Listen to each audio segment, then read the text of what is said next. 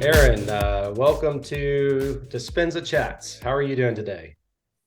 Kyle, thanks for having me. Yeah, it's I'm doing really good. I'm excited to see what comes out of this conversation. We always whenever we chat about this kind of stuff, something new always comes out. So I'm excited to see what this conversation has in store for us. Well, I'd like to say thank you for being willing to come on and just have a very candid conversation about Dispenza topics and how we're growing, transforming, we're learning, and even how we can help other people. This we were kind of talking earlier that this conversation just between you and I is very helpful. And even if just one person sees this video, it could be a help to them. So pretty cool. Yeah, isn't that interesting? Like whenever the conversation's about love and possibilities and quantum and things like that, it usually ends up benefiting um, you, me, and everybody else. But it's interesting. What comes to mind right away is there's that saying, we are not drops in the ocean. We are drops in the ocean, but we're also the ocean in a drop. So whenever we do stuff that benefits ourselves, it benefits the whole also. Yeah, we'll jump into that real quick. Just at the beginning of this video, I'd like to do this for the Dispensa Chats, where we basically briefly describe what our intentions are. And it's simply just to have a very candid conversation. As a male practicing Dispensa's work and trying to get better at meditation, I found myself gravitating towards finding other male experiences and didn't really come across many. And so while we want to help everybody, that's kind of my passion as of right now. And my intention is to try to put out more content to help everybody as well as males in this process. And in light of just love and giving and paying it forward, my full intentions of this channel, any proceeds that come through it will go to benefit other people to find Dispenza's work, learn more about it. So for those of you that want to learn more and wish to subscribe, please do so. And for the next 10 subscribers to this channel, we will send out free media to you. You can choose of any Dispenza Audible book that you wish to have sent to you, and we will find a way to get in touch with you and get that information to you. So anyway, thank you for joining us. And if you have any comments or questions, things you'd like us to talk about in the future or wish to be invited to visit on a Dispenza chat, please feel free to reach out to us in the comments and we will find a way to connect. So let's go back to your comment about being a drop in the ocean, or say what you said again. I liked how you worded that. Yeah. So the saying, I guess, goes, we are not only a drop in the ocean, but we're also an ocean. We are an ocean in the drop, right? So as within, so without, as without, so within, kind of thing. Where we're not only raising our own frequencies with every single meditation, with every week long that we attend, but it's also it's benefiting everybody around us, and it's just the ripple effect. That was actually one of the week longs I attended. That was the theme of it, and it gave me a really like visceral understanding of what that actually is. Where we raise our frequency, and it goes out. It goes out to our family first, our friends, and then the world at large.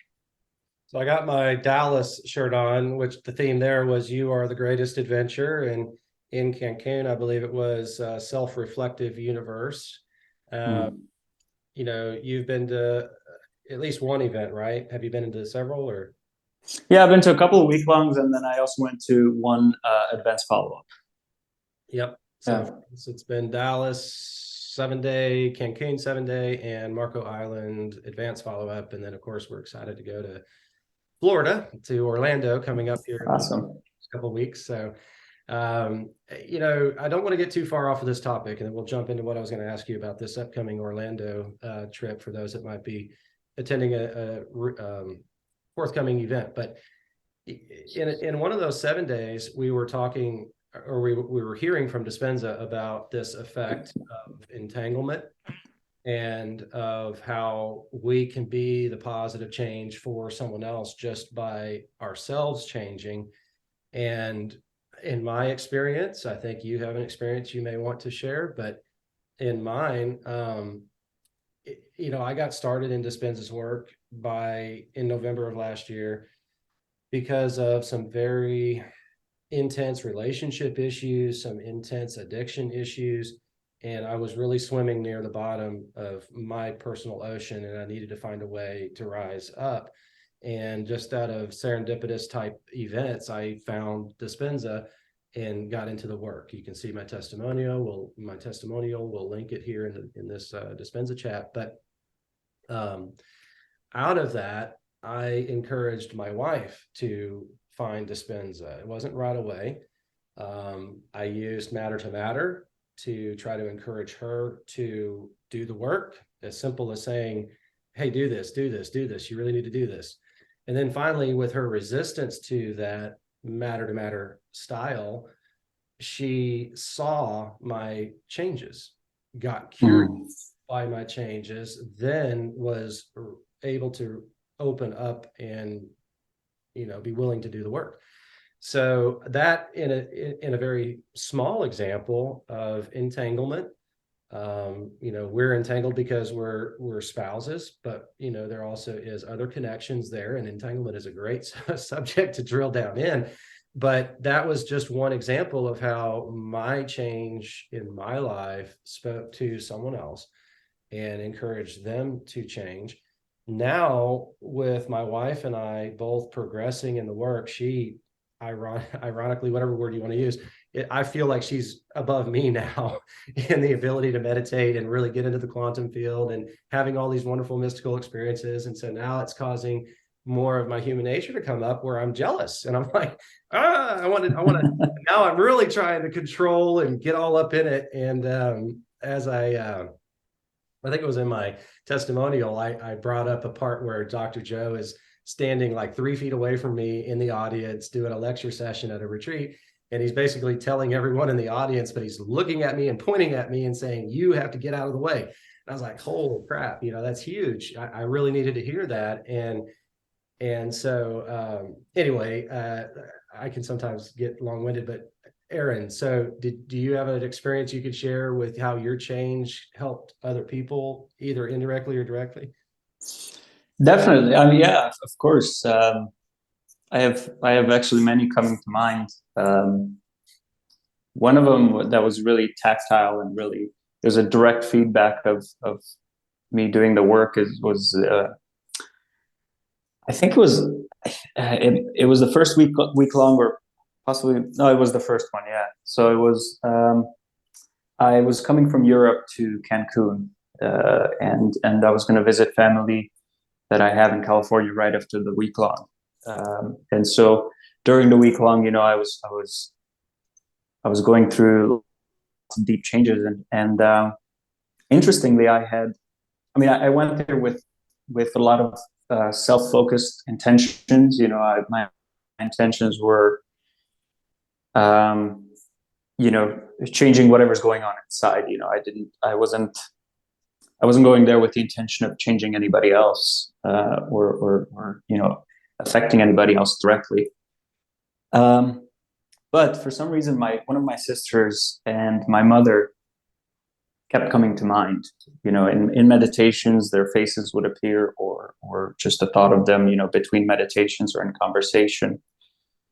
And and I did a lot of what felt like a lot of progress in that area, that attachments to them or relations to them, and that turned out to project out in the long term also, like we're lifetimes away from where our relationship was before I went to the first event. But anyway, so their faces and their thoughts kept coming to me, just kind of intuitively. I could almost say it wasn't me thinking of them, but something else was thinking of them through me, kind of thing, where it's just the thought of them was appearing out of nowhere, and so after the week long, I went through the kind of a purge. They also call it the Dispenza influenza. Yeah. I was sick to my stomach. I was like actually I was like dry heaving and things like that. Like I had like almost like a vomit type experience, and I had a headache and a fever, all of that. And after the event, I called my sister and my mother to tell them that I want to come. But they said, I don't know if it's a good idea. We're going through this. We both caught a bug that was the exact same symptoms. They were like dry heaving and couldn't vomit, things like that. And so I ended up staying a few extra days in Cancun. And the day, I think it was day 2 or day 3 after the week long was over, all of these purging symptoms had subsided for me. And at the same time, it also subsided for them. And so, I like to think the most accurate description I can think of right now is, it was whatever was purging through me, or whatever I was overcoming, and whatever I was becoming, we were sort of overcoming and becoming together. And at the time, since then, actually, my mother has gotten into the work, but at the time, she wasn't really sure where I was. I just told them I'm going to a meditation retreat in Mexico. So that was really cool. And a bunch of smaller stories like that. Another one that comes up is my brother-in-law. I actually gave him a book in Hungarian, the Becoming Supernatural book, and at the time I wasn't aware of it, of course, but I was attached to him wanting to get into it, and kind of wanting to force him into, like, come on, this would be so beneficial to you. And as soon as I let go of that attachment of like wanting him to do it, he started reading it, and he, like, day 1 after reading it, he told me this experience that he was just walking through downtown, and how his usual experience is some sort of conflict would appear, either a traffic jam, or this is kind of his words. I'm paraphrasing, of course, but and something just hit him where he was like, you know what, I'm just going to be in a good mood. I'm just going to be in a good mood. And afterwards, he was telling me like, wow, just by changing his perspective, just by changing his subjective reality, like, reality changed around him. Like, street cleaners would like come up and talk to him, and different things like that would just start happening. So yeah, That's cool. Wayne Dyer comes to mind. He's a deceased man that spent a lot of years putting out really awesome content, and a lot of it matches up with what we've been hearing at the Dispenza retreats. And one of his phrases is, if you want to change the world around you, change how you see it. Now, I'm paraphrasing, but I was watching a short video. I think it says 10 steps to live by, or something like that. We can put a link in this video to it, but one of them was about that concept that if you look at the world one way, the reality that comes to you is based on that vision. So if you don't like what's coming to you, change the way you look at the world. Sounds so easy. Doesn't it? Yeah. I know a lot of the stuff we're going to talk about sounds so easy. Simple, perhaps. It's so simple.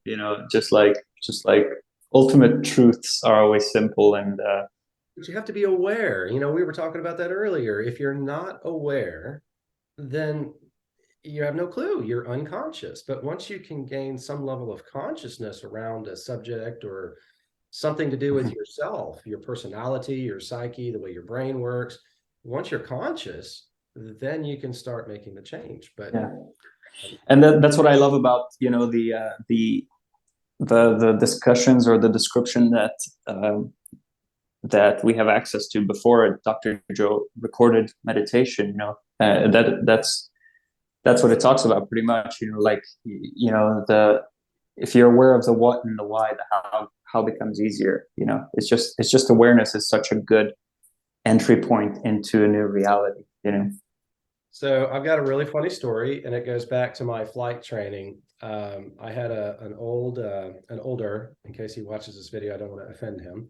I had an older flight instructor, and that was my goal. My intention was to find the most seasoned, well-trained CFI, and this was years ago. But so this was an older Brand F pilot, 60 plus thousand hours. And one day he was teaching me how to do radio calls in the aircraft. Now, for anyone who has flight experience, or even not, you can imagine that there's a lot of complexity with making sure you don't die, making sure you fly the plane. And then you throw into all that complexity, you're new behind the controls, don't have a lot of flight experience. Thankfully, the person sitting next to you should have that kind of experience should you need it. But you're trying, especially me as a man, I want to do this on my own, get out of the way. I want to learn this, right? That was my attitude. And so I'm like, okay, I want to prove to him that I got this. So here I'm trying to fly this aircraft. And then he's trying to teach me the radio calls. So not only do you have the complexity of controlling the aircraft, you have to worry about what traffic is around you, what airspace you're in, maintaining control of the aircraft, and also communicating to whether it's approach control, aircraft control towers, or other aircraft in non-controlled airspace, just making sure that you're communicating correctly. So that blew my mind. For me, learning how to fly an aircraft, I really struggled with radio calls. And what was so funny about the story is he would basically dictate to me. We had the headsets on, and he would talk to me through the headset, and then I would communicate. I would press transmit on the radio button, and we would transmit our call out to the universe. And so during this experience, he would say, and I'm just going to give a real easy example. He would say, Kyle, transmit over the radio, the sky is blue, the grass is green. So I would push the button and I would say, I think, how would I analogize this? Well, the sky is blue most of the time, and whereas the grass is brown in places, it's green over here. And I hope the analogy works, because the point of the whole story, he said, was, Kyle, when I teach women how to fly, they will say exactly what I tell them to say every time, verbatim, words in the right place, right spaces, gaps, paraphrase, all that correct. When I tell a man to do it, he doesn't do it almost every time. And he said it's because men try to make it their own, whereas women just instructions. And that has stuck with me because, when you brought up, the reason this story came to my mind is because you brought up the meditations and how, for most part, as a part of the meditation package, when you buy it, there's a short 5, 6, 8, 10-minute long introduction that Dr. Joe does. And even in the retreats, he'll spend a lot of time in what he calls your think box while you're awake and conscious, educating you so you understand what you're doing, why you're doing it, put meaning behind it, so that it makes the act more effective, more eventful for you. So as a man, in my own personal nature, I almost say, well, I've already listened to that introductory. I don't want to listen to it again. I got this. And I think there's a benefit to listening to it again. Like this morning, we said, what meditation are we going to do? And you said, well, let's listen. And I was hesitant to say, no, I don't need to listen to the introduction. But it was good. It was really good. So I just find that curious, at least in my experience, trying to forge ahead. And I think I even do that in the meditations. And there was a friend of mine whose wife made a comment saying, just listen to what he says and do it. And to be honest, I don't know if I do that all the time. I'm like, I got it on my own. It's so interesting because as you were saying that story, what comes up for me is like, there's wisdom in both, right? There's wisdom in there's a way to and Becoming Supernatural, I think, is the book that talks about this, philosopher to initiate to master. And one way to become the master is to manifest it, to jump over the how, to jump over the matter. And so I'm sure there is situations where that's actually beneficial wisdom to have, and wherever that came from for us. And there might come a time in the future where that becomes a limiting a limiting truth. It was something that serves us for a while, and it may become outdated or too constrictive after a point. And there's also wisdom in the other one, right? Like you're saying, how Dr. Joe talks about, sometimes the husband that gets dragged there by a wife, and doesn't know what meditation is, gets it right away, because there's no conflicting information. It's just follow these steps and you'll get there.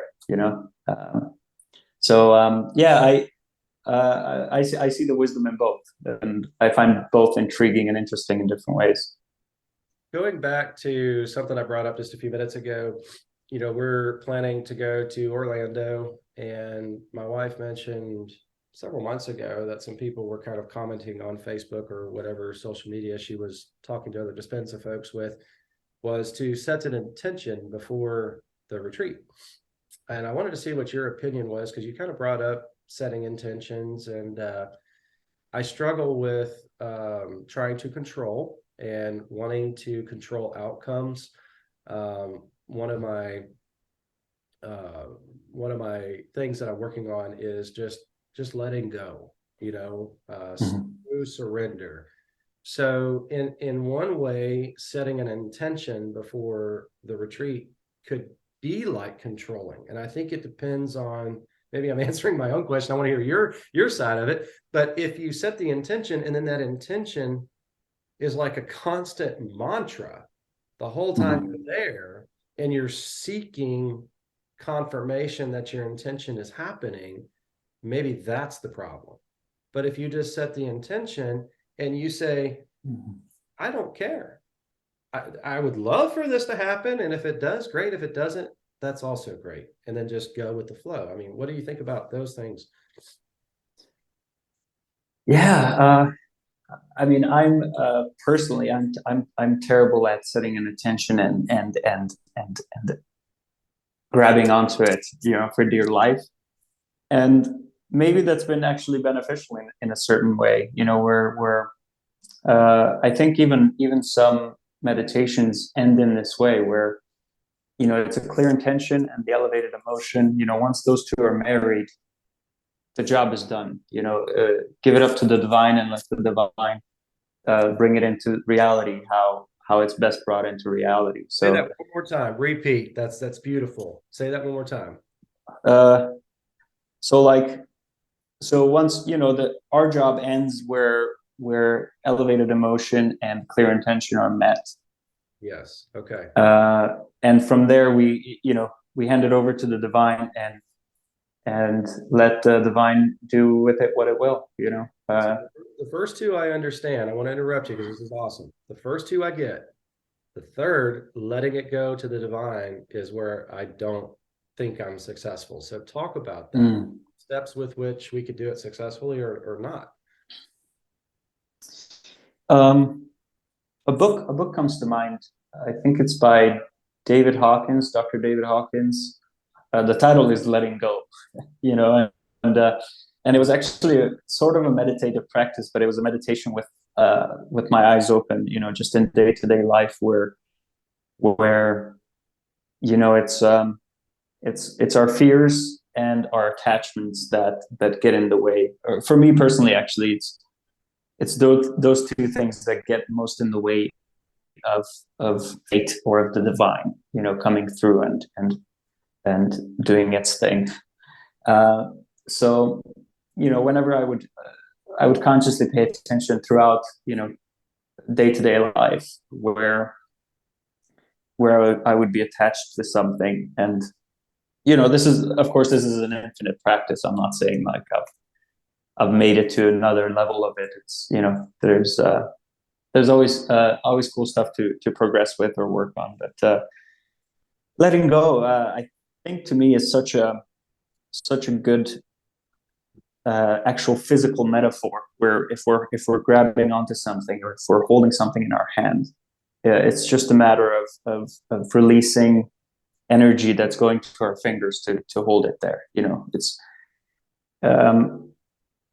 in some ways, I guess we could throw stuff away, to keep going with that analogy for a second. We could throw stuff away, or we could grab it even stronger, but both are perhaps overreactions.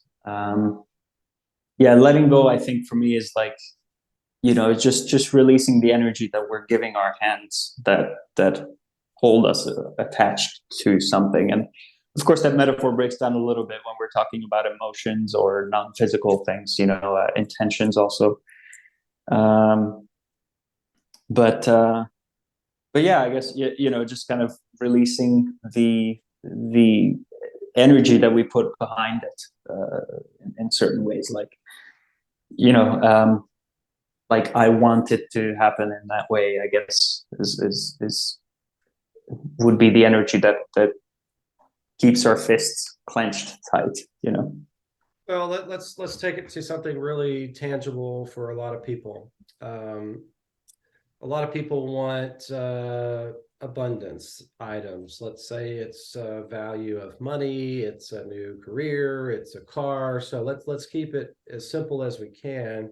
Mm-hmm. We could use a car, or we could use cash. Let's say somebody needs $100,000. They're trying to manifest $100,000. And so you brought up the first, you have a clear intention. Okay, so that's dollars. Then you have the emotion, or what do you call it? Clear intention. What was the second thing? The elevated emotion, heart-centered things. Yeah. So for me, I would be like, okay, I could see the money in my hand, right? I can see $100,000 all wrapped up in a bundle in my hand, and I can thumb through it, and I could feel how that feels, and I can feel the air. I can hold it up to my face. I can thumb through it again, and I can feel the air, and I can smell the way money has a very unique smell. Cash does. So I can feel all of that, and I can feel the joy of being like, I did it. I did it. I manifested this $100,000. Yes, I can feel the freedom that comes with that, because now whatever reason that I needed it for is accomplished. Where I would struggle, and I think a lot of people may also, is, okay, all that is done. Now let it go. I'd be every day. I would tell you, Aaron, okay, I did all that. I had a fantastic meditation. I felt it. It's going to happen. But then every day, and maybe multiple times a day, I'd be like, where's it coming from? When is it going to get here? Is it going to be in my bank account? I'd be checking my bank account 10 times, or I'd be like going and buying a lottery ticket every other day, or, you know what I mean? So am I really letting it go? Was I wrong to be that way? Searching, seeking, what comes to your mind on that? You said it really clearly, like it's gonna happen. You have that feeling of it's gonna happen. And what comes to mind is, if you're expecting something to happen, which words break down here a little bit, but let's just go with it. Like, it's gonna happen to me means it.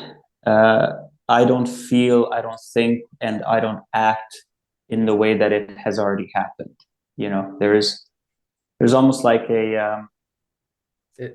almost like a second step to it. It's going to happen versus it has already happened. Yeah, and I'm sure you can feel this. Like, it feels different in the body, right? Like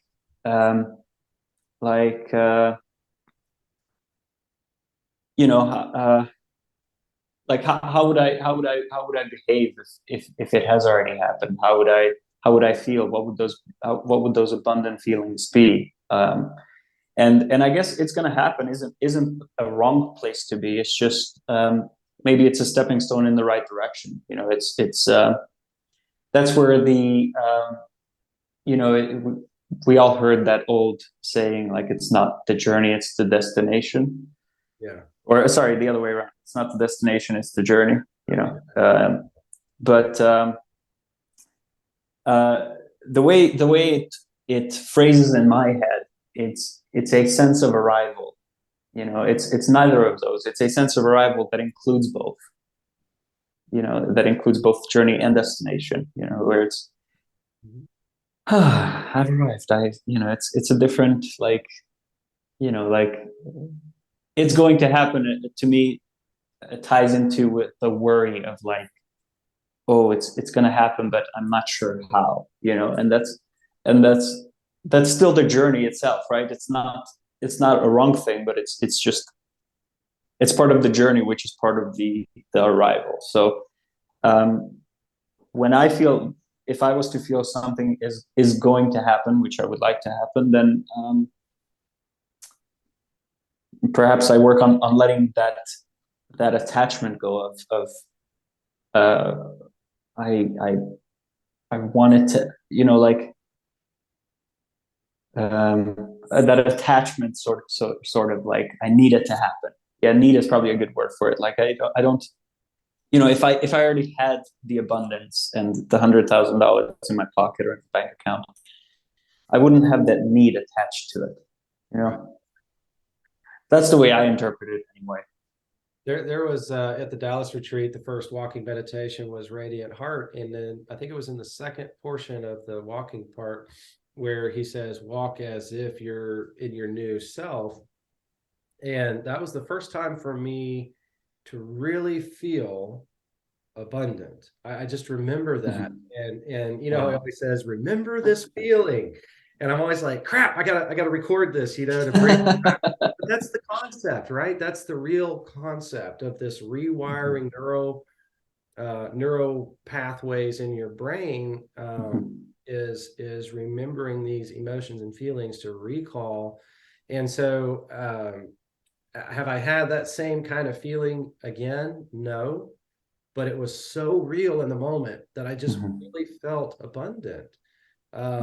Felt like I had everything I could ever want, and really honestly felt in my heart that I could give it all away. It didn't matter. And I know I've always heard that, and I've heard other people say that. And I'm like, oh yeah, whatever, But this time I felt it, and I was like, wow, that's so cool. I'll share a story that, I feel like was a manifestation for our family. We went back to Cancun a couple of months ago, took the whole family with us to a all-inclusive resort. And unfortunately, this particular resort, its beachfront was really close to some mangroves. So the water runoff brought in a lot of vegetation debris to the water. And so it just wasn't very pretty. It wasn't desirable to go out in the water out in front of the hotel. So we were kind of disappointed about that. And so my wife and I just jokingly were like, well, hey, let's meditate on it, see if we can change the water to blue. And so I did on my own. It wasn't like we meditated together. Just one morning I was meditating and I thought, hey, we always talk, you and I, Aaron, we always talk about being a little playful with our meditation work, not so serious. And so I just, towards the end of the meditation, I was like, hey, let me see what happens. Let me just meditate on blue water. And so the next morning I'm like, oh, not blue, whatever, don't care. And that was all I did. I didn't do any more about blue water. So fast forward to our departure day, and we went into town to Cancun, to the airport. It being in Mexico, you got a special transportation, all that jazz. So we get to the airport and go through security and get to our gate, and we're sitting there, and all of a sudden I get this text message that says our flight has been canceled. And I just checked before, and it was on time. I'm like, this is bizarre. And we were flying Southwest Airlines, which in my opinion, or my experience anyway, they may delay. I've had several times where it's a couple hour delay or whatever, but I've never had just an outright cancellation. So I looked at my wife and I'm like, well, I said, let me go out, talk to the ticket counter, see what's going on. So I went out and everything was canceled. They were rerouting people to aircraft, different flights, but it was on different days. And so since I'm an A-list, I got a text right away that said we were scheduled for tomorrow. Like, okay, well, that's great. And then I was talking to some other people in line going to different airports, and they're like, I'm here until like 3 days from now. I'm like, holy smokes. So I went back and I talked to my wife, and we called my wife's mother, who lives in town where we're flying to. And she said, yeah, there was a electrical fire in the aircraft control tower, and it shut down the whole airport. So I went back. I told my wife. I said, well, if it was an electrical fire at the aircraft control tower, I said, there's really no bets that it's going to be open again tomorrow. And I said, I am not going to go through all this headache of trying to get back out of a foreign country airport to another hotel just to come back the next day and have the same thing happen again. So I said, let's just stay a couple extra days. So so let me tell you a story about getting out of the airport. So we go back the same way. Every national airport here in the United States, if you want to get out of the airport, you pretty much just go back out the same way you came through security, and there's usually an exit right there. So that's what we do at the Cancun International Airport. Come to find out, no, everybody's looking at me like I'm crazy. You can't go through here. And of course, they're speaking broken English. I'm speaking broken Spanish. And so finally, and I got my whole family, all 7 of us standing there with luggage and stuff, looking dumb. And so the lady's like, let me call security. So the security guy comes over. She talks to him in Spanish. Come to find out, they give us a security guided tour through all these back hallways of the airport, take me out to the main taxiway. And he's like, no, come with me. Later, he told me, because those taxis will sometimes rip you off. So I'm taking you to the taxis that are secure, I guess is the way he worded it. So we go through this other way, and it was cool. So we get out to the taxi area, and we're like, we're going to use Amstar again, because that's what we use. We trust them. It's been a good experience. And so we go up to the Amstar section, and the guy's like, no, we can't do reservations here. You got to call ahead. And so I explained what was going on, and then he turns around and starts making all this magic happen for us right there. We end up getting on the taxi and going private transportation to the new resort. And this one was on the north side of Cancun. And so we're here at this new resort, and we basically extended our stay for 3 extra days. And I think it was on the second day, we decided that we're going to go to Isla Mujeres. And so we went down, bought ferry passes, went across to Isla Mujeres. And almost the whole way on the ferry, it was just the most beautiful blue water. I mean, just magazine worthy. I mean, it was just like, we were all just like, holy crap. We get to Isla Mujeres and almost attacked by this guy to rent a golf cart. And I'm usually like, no, get away, no sales, don't want to talk to you. And I just said, sure, why not? Let's rent a golf cart. So he's like, I got a big one just for your whole family. So he brings us over here. We get a really big limo type golf cart. And we decide to go to, somebody had mentioned when we bought the ferry tickets to go to Punta Norte Beach. So that's where we go, first stop. And we park the golf cart, walk out on the sand, and you've got, I don't know, tens of 20 yachts all parked out there in the blue water, all tied up, and tons of people all over the beach in the water. Beautiful, the most clear turquoise blue water you can imagine. So we all go out in the water. I'm sitting down, my butt in the sand in the water, and the water's about up to my hips. Next thing you know, I've got these fish swimming under my legs. And it was at this moment my wife said, she's like, holy crap, Kyle. I'm like, what? She's like, this is exactly what I was trying to. And I said, are you kidding me? She said, no. She said, I pictured my entire family swimming in the most beautiful blue, clear water. We had fish all around us. And I was like, and she's like, I did it. She said she did it twice. And it was before the fire at the aircraft control tower. I proceeded to tell her, I said, well, that's awesome. But I said, you got to be careful what you wish for, babe. I said, you need to be more specific. See, that goes back to what even Dr. Joe says, is you have these moments where you're just like, what?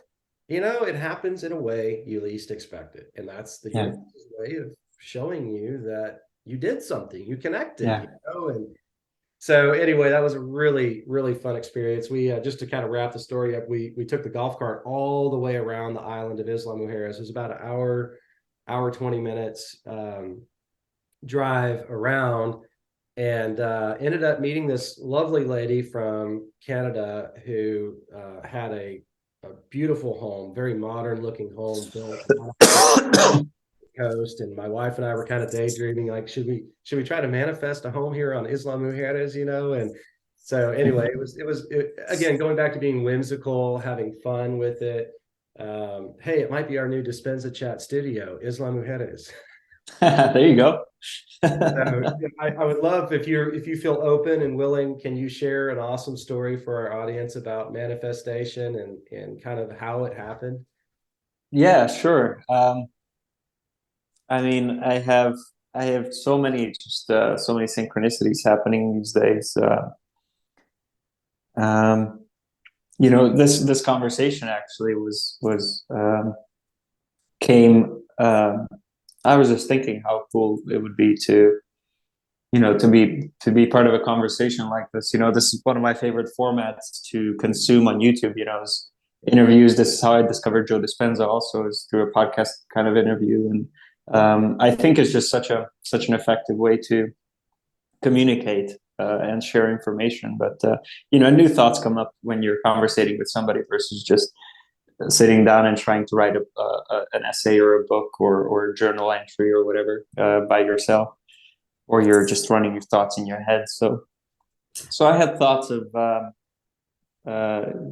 cool would it be to participate in a podcast. And later that day, I get the message from you as whether or not I'd like to have this conversation. So and at that time, it feels almost normal. It's so odd that gets to a spot where, yeah, of course, of course I manifest something like that. It's the way that life works. If I'm in the right place and right time and right state of mind. I got to interrupt you because I was actually nervous to reach out to you. I did not know how you would respond, if you would be open to some sort of thing. And so I had no premonition, no clear guidance. I'm just like, I really like visiting with you on the phone. You've been a big help to me. You're obviously definitely into this work and you'd be an awesome person to interview. And then here you're telling me that you're looking for a venue like this. I mean, that is just so cool.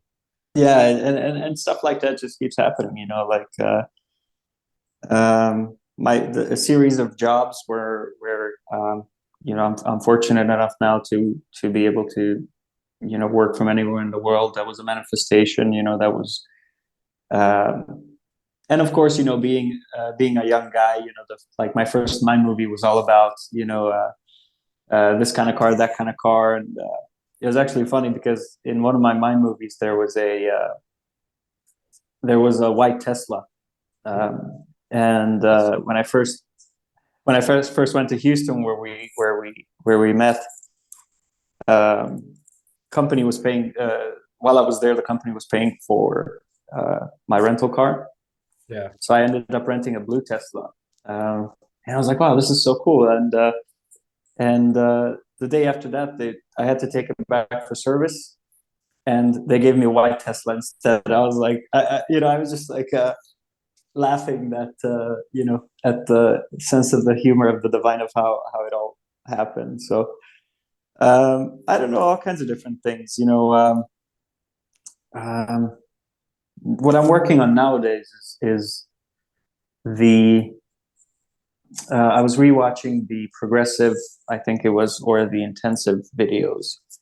And in one of those meditations, or I think even before the meditation, in the lecture, Dr. Joe says, today we're going to start with the elevated emotion first, and then come up with that clear intention. And that's been really interesting because in I almost experienced this like in my current emotional state. I have a hard time wanting or needing anything or seeing what that future is that would be different from the present moment. Mm-hmm. And then I elevate my emotions and the intentions start clarifying. And sometimes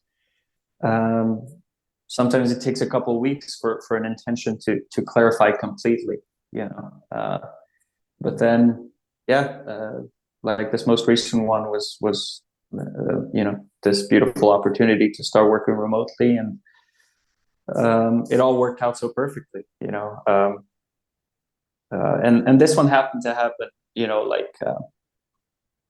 not that it matters, based on the stuff we talked about before, but it happened in less than a month. It just and there was that period of the old reality falling apart. There was It's worse. I was already. It's better. That's a good topic to talk about too. Yeah, isn't it? Yeah, and it's interesting because what that looked like for me was, I guess I was already on that new frequency before my reality, right? Where I just enjoy going into work and I do what I love, and I contribute to others, and I have these were some of the clear intentions on I actually made one of those sheets for the first time, versus on my movie I just made a single intention sheet, similar to becoming supernatural. I just put the big letter J for a new job, and circle it with two squiggly lines. Yeah. So I actually made one of those, and one of the intentions was, some of these were work in a team where it's collaborative and we enjoy working together. I'm working towards a cause I believe in, things like that. Something that turns me on. My whole body says yes to going to work or to having a Zoom call with colleagues or whatever.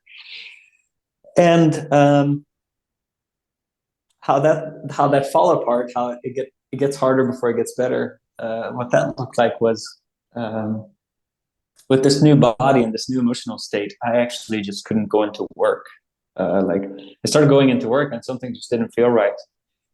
And without judgment, I just listened to it. I'd turn the car back around. I would go grab lunch or go back home and do another meditation or go for a run or, whatever I was feeling, like go for a walk.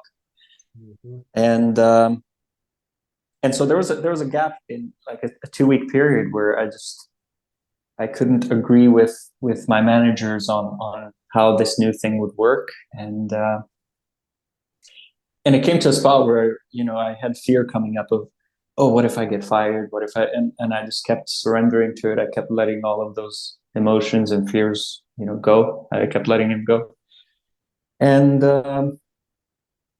within 2 weeks, they found this small team, a small remote team that I could start collaborating with, and I could start working remotely, and all the different things I listed. So. I don't want to interrupt your story, but I do. You said some things that just was like, holy crap, I got to talk about this. So the getting worse before it gets better. I like the way you said it. You were vibrating at a higher level, and I'm going to paraphrase, reality had not caught up with your higher vibrational level. Mm-hmm. And because the reality was approaching, but not yet matching, there was some stuff going on inside of you. I can emulate that. I can understand because I may still be going through that. It's not as bad right now, but there was a period of time where I was like lost, I'm like, wow, this information is awesome. This information is phenomenal. I feel powerful, but yet how can I apply this newfound power? Mm-hmm. And then again, maybe that's me just learning and growing. I know my wife, similar. In fact, there was one time where she was crying. She was kind of depressed. And I just gently sat down next to her and I was like, what's going on, honey? You were doing so mm-hmm. good. What's, because this was after she'd been doing quite a bit of meditation work. And I'm trying to remember how she exactly said it, but it was basically, she felt like there was an insurmountable task in front of her and she couldn't do it. And I just told her, I said, you are so powerful that this mountain you perceive in front of you, if you believe, you can literally move it out of the way. You do not have to climb over. You could just move it out of the way. I'm starting to get a little emotional because it was a very beautiful moment for my spouse and I, because I was able to really help her. It was being at the right moment, being there, being able to help her really work through that And I think we all have those moments come up, and I feel like it's the right thing to say that I don't think they'll ever go away. You know, we're never perfect until the day we're back connected to divine. So this process of transformation is ongoing, just different levels, you know.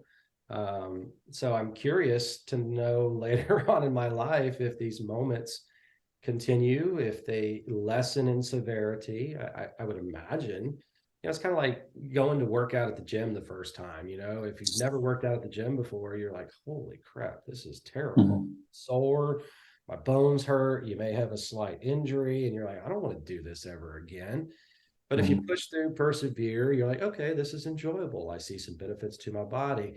And then you might try, okay, well, I'm going to do something a little different after a few months of working out. And you may re-injure yourself, or you may have new soreness, and you're like, but it doesn't take, you've got some experience to go off of to help push you through that next period of, I'm going to say, weirdness. You know, it's weird. I mean, we have no experience. It's weird to us. So I like the way you put that. You know, in the meditations, so something I'm trying to do is, in my own way, in my own experience, relate and be able to articulate to others what Dr. Joe means when he says certain things in the meditation. One of those is where he says, now draw yourself to you. You just said it. You literally just said it in a different way. I was vibrating at such a high frequency that my reality had not caught up to me. Well, that's drawing your new self to you. Or actually, no, you are your new self, and you're turning around and you're looking at your past self, and you're drawing your past self up to you. Wow. It's beautiful, man. It's beautiful, because he says so much awesome stuff in his meditations. And I'm always like, no, crap, what did he mean there? And it's during a meditation. I'm like, wait a minute, I'm not supposed to. Why am I being analytical? I should just know this, right? Yeah. But I'm like, what does he mean? What does he mean? You know? And so that was awesome. I love that. Yeah. I know that feeling too, by the way, where there's just so much information, you know, and it's so information dense that if I try and understand it during a meditation, I just get in the way of it. Versus, you know, if you get out of the way, it all makes sense. You know, like it's not something that, it's not like a math homework where I have to work on trying to understand it, but it's like a very simple and kind of the simple and timeless truths. You know, we know in our body that it is true. We don't have to egoically trying to understand it, you know. So I resonate with that a lot. And maybe actually what you were talking about earlier, two things. Thank you for reflecting that, by the way, because I just made that connection as you were saying it, you know, like the future looking back, and that also being, you know, my future self being inward, but not in this reality yet, you know, or reality not catching up yet. That's really cool to have that connected. So yeah, thanks for reflecting that.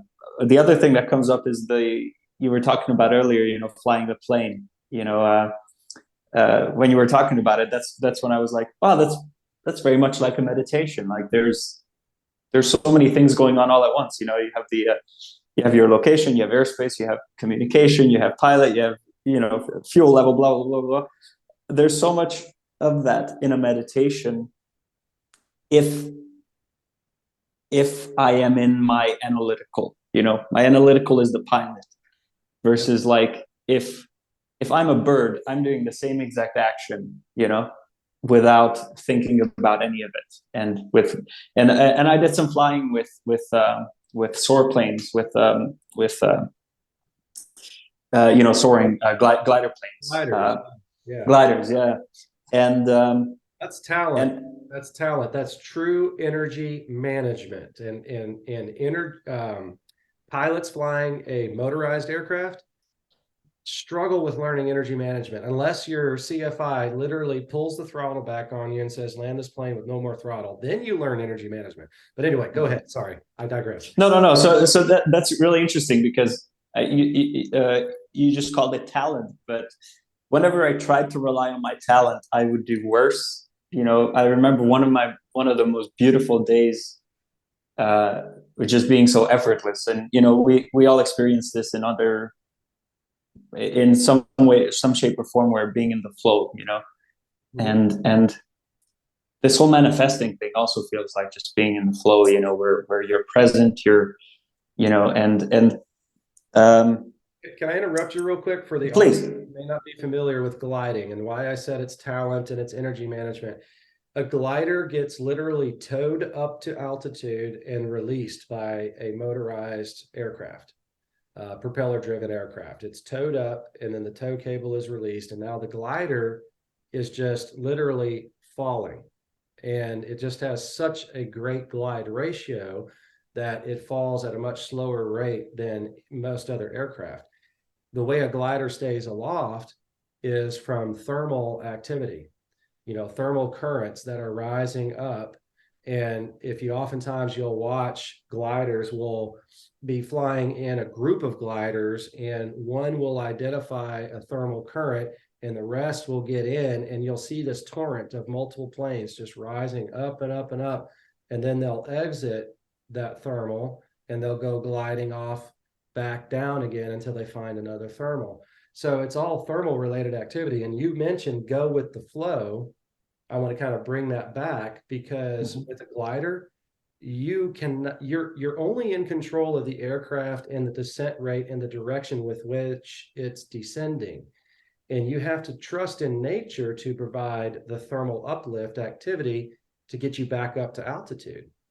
So that's a really cool analogy is, you can't control much when it comes to the glider.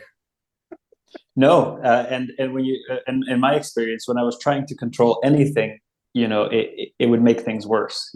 Like I think when I was first learning it, I might have gone up like 10 times and was just effortful, and I actually needed to go through that.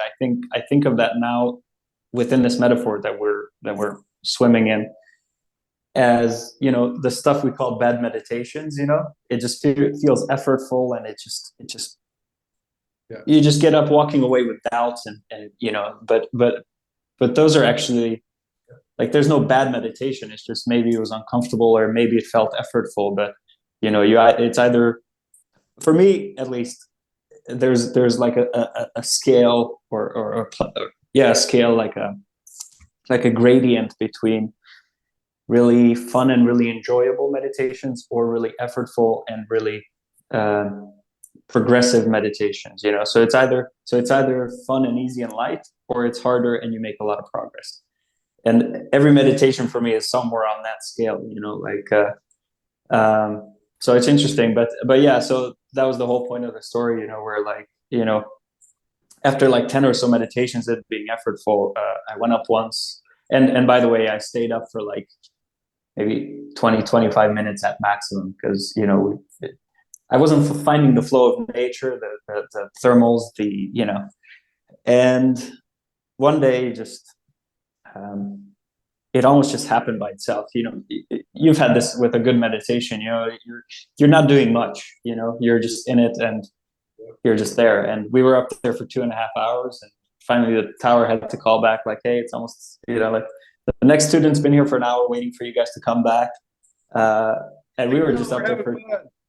It was just so beautiful. It was just being completely silent in the airplane, because it has no engine, but also just silent in the mind, and just almost like sitting back and watching what my hand was doing and what the plane was doing and what the birds were doing, what the weather was doing. Yep. And yeah, it was just a beautiful experience. And yeah, it's really cool. I've never connected that with meditating, but yeah, there's a lot of parallels. Yeah, I was thinking about pilot versus passenger. If you're the pilot of the aircraft, you're responsible to get it from point A to point B in a safe manner, following all the rules and procedures. But a passenger, unless you're me, typically a passenger doesn't worry, about that. You get on the aircraft, you fully intend to get to your location. And a few years ago, I was relating to a similar analogy, my kids in the car. We load up the kids, we're going on a road trip somewhere, the kids don't worry about what road we're taking. They don't worry about the speed with which I'm traveling. They rarely worry about the traffic. They're just along for the ride. And the beauty is they're trusting that their parents are going to get them there safely. So they can quit worrying about all that and do whatever they want to do. And, you know, I always loved that particular analogy, because it's like, well, how can I do that? How can I, in my life today, how can I, as the adult who is so responsible for all of this stuff in my life, how can I adopt that same spirit, that same attitude, mentality that my children have, of just truly trusting, you know, that it'd be okay. In your story of manifesting the new job opportunity, you said there was a period with which you really felt like you were going to lose your job, and you were okay with that. Well, that's an awesome freedom that you could get from that type of mentality. And to feel that way about our lives, to be like, you know what, we're going to trust in the unknown. And that's a phrase that's used a lot, and I would love to say it differently, to try to really reflect on what that means. But, you know, with you not worrying about, you know, you're trying to manifest something, you're waiting for your past self to catch up, and that caused, you know, this period of flux, that period of a very dynamic, tumultuous period of time, whether it was exterior or interior or both. It was tumultuous for you. And in our lives, to truly trust the unknown is just being like, it's okay, you know, I can, whatever will happen will happen. And these are all great words to say, but until we can really embody them and be like, you know, the emotions with which we feel and we live by and we act by, speak that same phrase, whatever happens will happen, and it's okay. Yeah, and it perhaps becomes easier to trust once we, you know, once we imagine ourselves as, I mean, I'm not a parent, so, you know, I can only imagine, but, you know, I imagine the divine as a very much parental, unconditional love kind of being. You know, it's here to get us there. You know, it's here to take us on that journey. It's here to get us there safely, you know, and it's here to, it knows so much more than we ever could, you know. And trusting that, of course, means overcoming our programs that say that the world is an unsafe place, you know, that other people are out to get us. But yeah, in my experience, it's just been, you know, the more one trusts that, is just, you know, life just becomes something else completely. It's a different game. Well, you and I are kind of cut from the same cloth. We both have careers that require analytical thinking, a lot of left brain activity. I started off more. I used to have that career, but not no longer. Well, you know, I have an engineering background, and I think you as well. And so let's divert to a new line of discussion on how that kind of career path may have helped or hindered your ability to really get into the meditations and manifest things. I'll volunteer by saying I felt it was a hindrance, at least in the beginning. And I think it could also be a help, just haven't figured it out yet. Yeah, that's so interesting. Yeah, that's such a good point. Yeah. Here's a way it might be a help. As an engineer, I'm a problem solver. I see a problem, I dissect it in my head, and I create the solution in my head. But now that's just in my head. Where the real talent comes is being able to portray the problem and solution and the steps with which to get to the solution in an easily understandable way for other people. And I feel like I do that very well in my 3D reality for my work. But now with this Dispenza chat stuff that we're doing and other things, I guess I just had kind of an epiphany. I think that same skill is very useful here. I think maybe I can explain it in a way, something that seems very complex to other people. Maybe there's a way that I can dissect it and put it back together for people to understand, maybe better to practice. Yeah. Yeah, that's really, really interesting. I mean, to me, a person like a Newton or Einstein I would consider them very analytical too, and really, in the realm of having this deep desire to understand things. also. And, I think what comes up is it's the analytical mind can almost become an instrument of expression. It's like it's the body of the guitar that has the frequencies come through and radiated out. And in the case of the analytical mind, it's, in my experience anyway, I think it relates to this desire of wanting to know truth on an ever deeper level. And I guess that goes back to the two guys I just talked about. Truth to me is this ever expanding thing. For example, once Einstein discovered relativity, it didn't make Newton's thing untrue. It wasn't just like it just redefined everything in a new perspective. And I guess we're on the cusp of that now with where science is with quantum physics, and with also where Dr. Joe talks about that, how it ties into how reality actually works. It doesn't make the other things untrue. Matter to matter can still work and cause and effect. Newton, the limited understanding of energy and things like that don't become untrue. It's just they remain true on a smaller scale where we're still expanding. So I could see myself using that analytical thing in tuning into higher truths and almost turning them into formulas. I guess in that sense, I think that's what drew me to Dr. Joe's work. Is I would consider him to be analytical too, or at least have a really strong analytical ability or talent. I don't know if that would be, like a default state for somebody like him. But yeah, I think it's interesting that I never thought of your original question. Is it a benefit or a hindrance? Let me jump in here with a story that Dispenza told at one of the retreats. It was his story, and I think he shares this quite often, but his story of a really awesome mystical experience during a meditation. He loved it so much, he wanted to do it again and again and again, which, I think we all can relate to that. But the way he tells the story was he tried to reproduce everything around what happened to create that awesome mystical experience, the time of day, and he may be joking, but what he says is time of day, food he ate, clothes he was wearing, where he was meditating. I mean, you can imagine that's the analytical mind. And it didn't work. So he kept trying and he kept trying and he kept trying. And it wasn't until, I hope I'm saying this right, and if I'm wrong, correct me please, but it was where he finally just let go. And it was just like, if it'll happen, it'll happen. If it won't, it won't.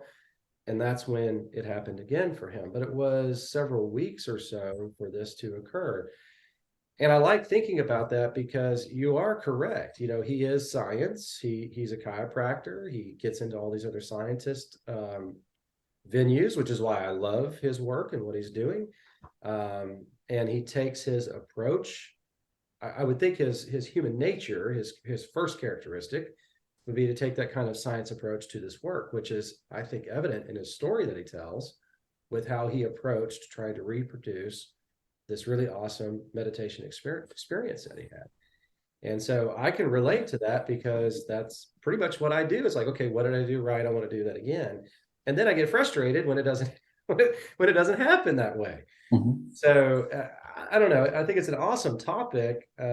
Just trying to figure out how we can, as a science mind, how we can adapt if we need to adapt to be. One thing that comes to mind is, I'm sorry, I didn't mean to interrupt. Good. What comes to mind is, where the analytical mind comes into topic is how it is the divide between the conscious and the subconscious mind, right? Yep. And I know about myself, the way I use my analytical mind is I just analyze the things that I know, so I just use the you know, if I was to take that divide, I only use the conscious mind and the analytical mind together. But it may be interesting to explore, you know, the other side of it, where, you know,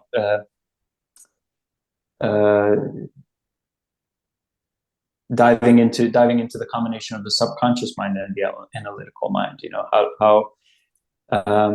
and you know, I'm just making a huge assumption here, but I guess that's where the analytical mind becomes a thing where you get things from the mystical, and using it as an instrument, you know, you bring it into this world, you turn it into music, you know, where you turn it into a physics formula, a relativity theory, or you turn it into really easy to follow science and meditations like Dr. Joe. So I could see, I mean, I see the analytical mind being a really powerful tool or a musical instrument.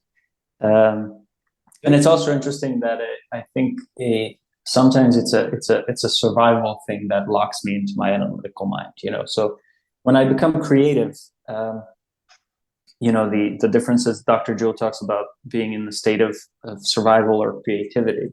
You know, once I'm in a creative state, my analytical mind, it's not that it gets out of the way. It's just that it's available, but I'm not locked inside it. You know. Interesting. Which is why he wants us to open our heart, is our center of creativity. Yeah. So possibly, you know, synchronizing the analytical mind and the heart. I could see that being a really powerful combination, actually. Mm-hmm. So I'm going to make a joke and then I'll get back to seriousness. Could it be as easy, Aaron, as doing this? Analytical mind, my hat right now. Analytical mind. Okay. Whoops. Just went dream state. Just got creative all of a sudden. Just change. Yeah. You know, Dr. Joe talks a lot about think box versus play box. And he always says, get in your think box first, get it all figured out, so that when you get to your play box, which in that sense is when you're meditating, you aren't thinking anymore, which I guess kind of plays right into this analytical versus creative mindset. Yeah. And in some respects, the creative mindset could also be in your think box mode. He uses the golf analogy. You know, I had a old PGA pro tell me one time, I happened to play around with him, and he goes, Kyle, it's scientifically proven you can only think about 3 things when you're going to swing that golf club to hit that ball, nothing else.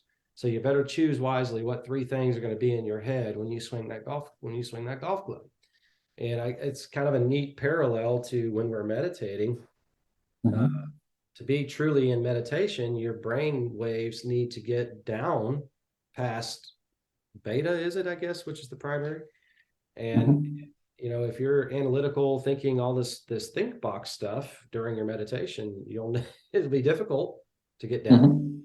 You know, so there was something that came to my mind I was going to drill down on, but what's on your mind to talk about? Well, just to wrap this up, I guess, you know, if we want to look at this from the perspective of coherence or incoherence, and putting it together with the instrument or the musical instrument analogy, you know, if I don't know if you've had this before, but sometimes my analytical mind feels like just a room full of noise, you know, just like a really noisy environment. And if there's incoherence coming through my analytical mind, wherever that's coming from, you know, out there or in here, if there's incoherence in my body, the analytical mind is like a guitar that's out of tune. You know, all the strings are vibrating at different things, at different frequencies, and it doesn't make for a really nice song or even a really nice chord. And I'm just now maybe realizing that whenever that's happening, that's when getting back into coherence, you know, turns that into nice music, and just like a nice piece of a song, it has, you know, it has an end. But it's a member in a band where, you know, if my whole body is a band, then the analytical mind is just a member, and it doesn't always have to play. You know, not every part of the song has a drum solo or a guitar solo or whatever it is. So that was just something that came up, and I really liked that metaphor in my head, so I figured I'd try to express it. Yeah, no, that's awesome. You mentioned something before, and I want to share this. No meditation is a bad meditation. Some meditations are fun, whimsical, mystical. Some meditations are very effortful, meaning it's like you got to force yourself to do it. You didn't really want to do it in the first place. You know you need to, so you do it. It's hard to get into it. You don't feel like you got much out of it. All of those kinds of meditations are perfect, right? They're necessary. We may or may not understand the real reason why they're happening, when they're happening. But I'll go back to my very first Dr. Joe retreat. I had already done the progressive intensive workshop through its entirety. And even that was kind of difficult for me because it was like, holy crap, they're almost 2-hour long videos. When are the meditations going to start? Then the meditation started. Then I had that big, emotional release. I'm like, okay, this is cool. But then it kind of got towards the end to be a little bit of a grind to finish them up. But I did it. Then took a little bit of a hiatus, then started doing some meditations. Was kind of lost. What do I do? Which ones? Then we went to the Dr. Joe retreat. And the first day was cool, feeling energy, excited. Second day was kind of like just getting into the groove of things, what's going to be happening. By day 3, I was seriously wanting to get out of that room. It's like, get me the hell out of here. My body was fighting, but my brain was like, no, you really want this. And so that was a very tangible experience for me. By day 4, I didn't leave on day 3. I sat through the meditations. I stuck through it. And by day 4, I finally was starting to really feel the effects of the energy and of the meditations, and it was fantastic. Then we went to Marco Island, which was a shorter, more condensed, advanced follow-up. Then we went to Dallas, which was another 7-day. And so we had a really nice comparison of the events. And it was great to go to Marco Island to the advanced follow-up because it was like, boom, you're really getting into the meditations. There still were some lectures, but you're getting right into the meditations. Still had the same problem, but it just wasn't as pronounced. But it was about day 3 where my body is fighting, wanting to just get the hell out. Dallas, it was about day 2. I noticed I was getting kind of irritable, but it wasn't super irritability like I had for the first event in Cancun. So to me, I'm number one, I'm becoming conscious to my own self. I'm seeing my body in a different light, feeling my body, understanding what's going on, but I'm also seeing improvement. So for going to Orlando coming up in November, I'm kind of excited to wait and see what happens. Can I really get right into it day 1 and I'm not going to have this physiological impact where my body is resisting? Maybe I will. But hey, here's a lesson I can take from this particular Dispensa chat. It's okay. Okay if that happens. Because normally I would get really pissed off with myself. You told me in a private call that we had several weeks ago that I am similar to you in some respects where I am hard on myself. And it's okay, to forgive yourself. It's okay to love yourself. And so that is something that it really resonates with me, that I do get irritated. I get frustrated when I get irritated. It's like, come on, Kyle, you really want this. This is really good for you. Why are you doing this? So it's awesome to kind of have a self-realization moment where it's like, maybe my body is finally calming down, being subjected to what my mind wants it to do. Maybe it's because my body has never really witnessed this type of event where the brain is taken over. Maybe I've lived the last 37, 40 years, energy centers 1, 2, and 3. Those were the driving energy centers. Everything else was kind of shut down. Right. In a form of homeostasis, but in a bad kind of way. And it's interesting that like once we have that realization of like, we all of that is survival. I can rationalize in moments, again, the analytical mind, but I can rationalize in moments like, oh, I'm only frustrated with myself, so I do better, So the intention, if I dig far enough down, the intention behind being frustrated or impatient with myself, or even talking hard to myself, is just me wanting the best for myself, you know. So even the intention behind that, just like behind survival, you know, all of those things are out of survival. My ego wants me to survive out of love, you know. Even that is the divine in a way. So even survival is the divine. It's just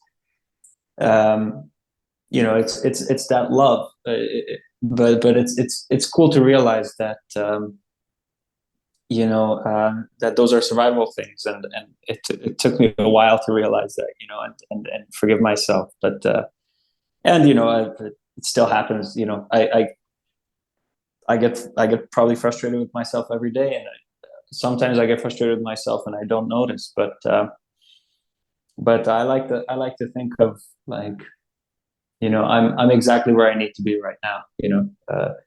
I yeah I and I'm not saying that to, you know, to stop progressing or stop doing meditations, although you know, if momentarily I need to stop a meditation, of course I'll forgive myself, like, you know, that happened to me actually in the first week long, where I missed one of the early morning pineal glands. I couldn't wake up, or I slept in or whatever, and that's how it started. Like, oh, you idiot! Like, all you had to do is, you know, like, set an alarm and not hit snooze and blah blah blah. And, you know, all those harsh things start coming up, and I was like, wait a minute.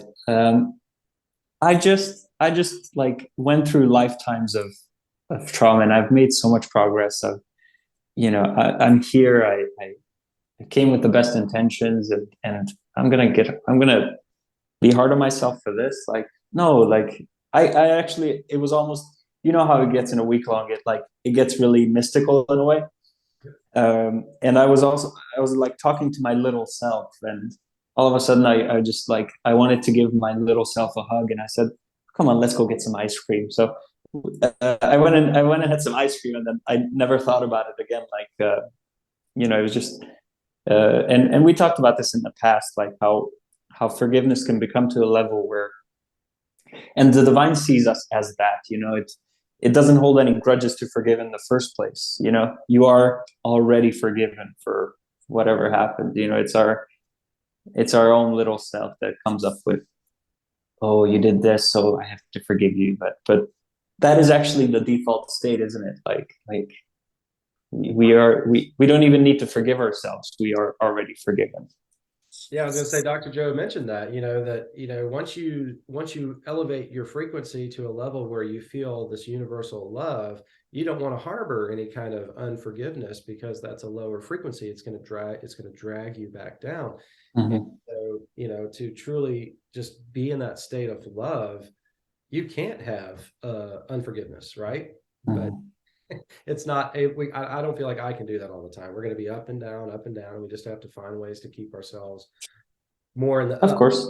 and down. Yeah, and survival things, you know, as always, they come by themselves. You know, it's not like we sit down and think, okay, now I'm going to get mad at myself, or now I'm going to get impatient. You know, it's not a conscious thing.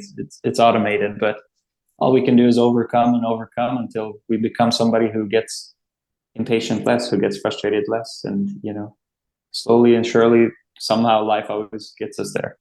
So let's talk about the 7-day retreat and that pineal gland meditation. So did you miss the one in Cancun? Did you get the one at the next retreat you were at?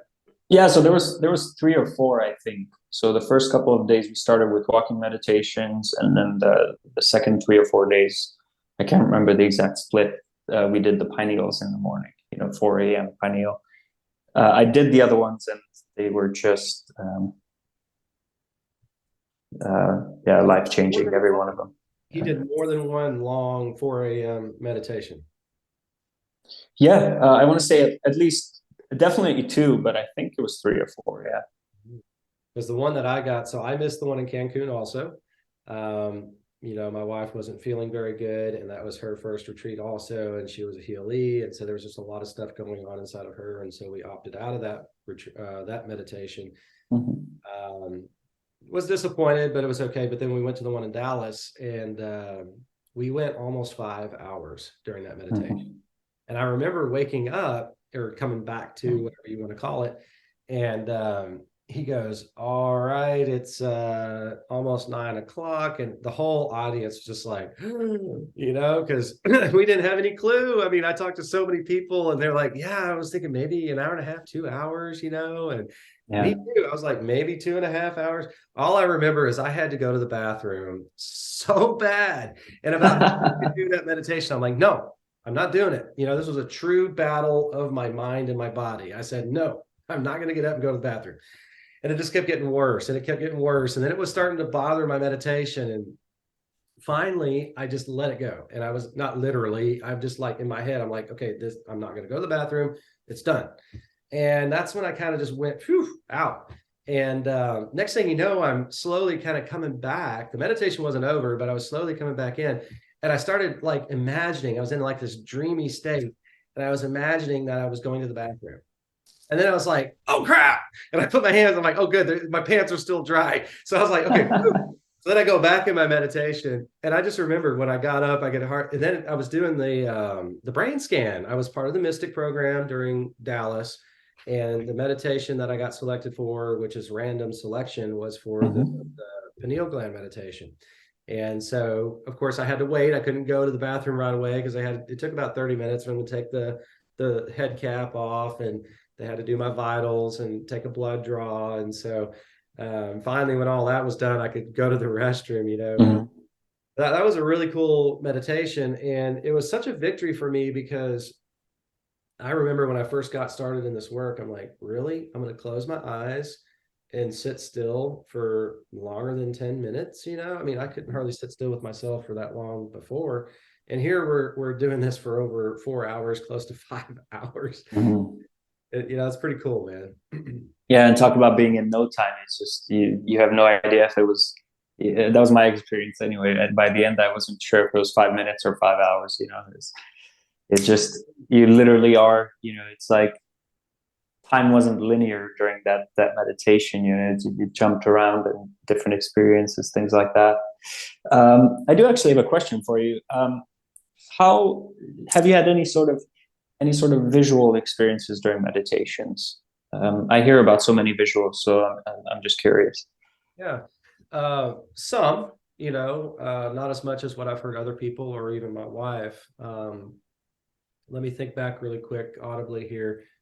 So during the Dallas retreat, during some of the meditations the typical thing happens for me, and I'll try to be as articulate as I can. So I close my eyes and I'll have my mask on.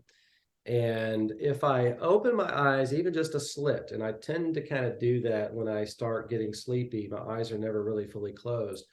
Some light will kind of start to come back in because you may have just a slight light intrusion around the perimeter.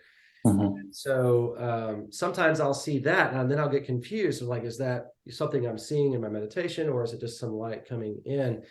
And then all of a sudden I'll start to have this blackness kind of start to creep in, like a true blackness. It's not like the blackness I see when I close my eyes is still not that really true blackness. And so and sometimes it'll come up kind of from the bottom right eye. It'll just start kind of creeping up. And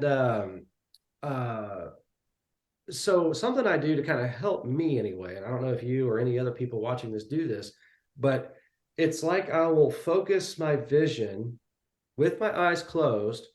Try to picture how I do this. Yeah, it's almost like I'm holding, if you focus on something 30 feet away, you can feel your eyes are focusing. And then with your eyes open, pull your hand closer and closer to you while keeping your vision clear and focused. Your hand, you're going to feel your eyes and your focus point coming closer and closer to you.